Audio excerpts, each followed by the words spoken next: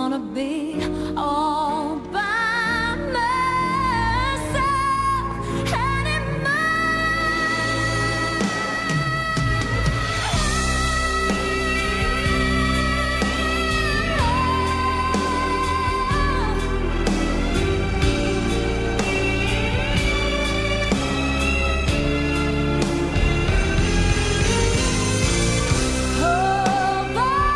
Deník Bridget Jonesonové. Je to jednoznačně voneguteskní. Díky za zavolání, profesore Leavisi.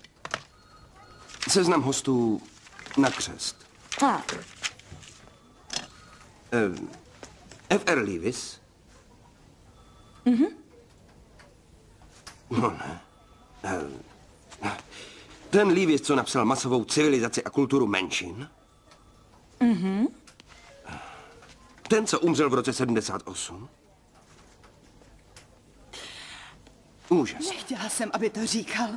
Pozdvihněme tedy znovu sklenice a připijme na Marka a na Natašu. Ne, ne.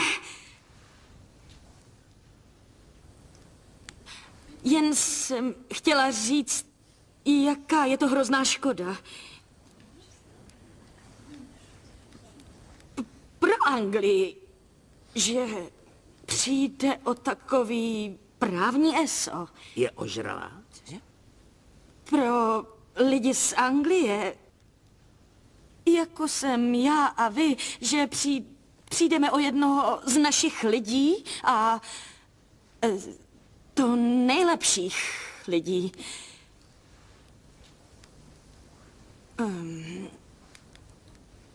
No, radši půjdu.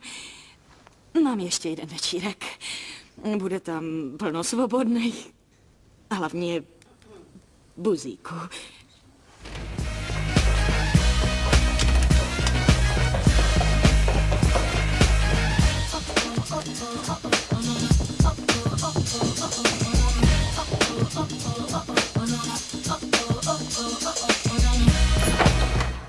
Já tě miluju. Vždycky jsem tě milovala a vždycky budu.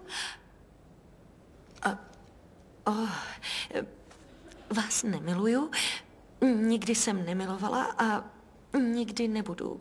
Promiňte.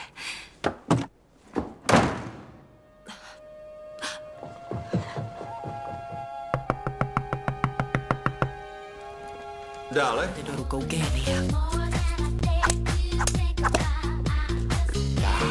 Tak. Bridget, za žádnou cenu. Do pytle. Si nežehli vlasy.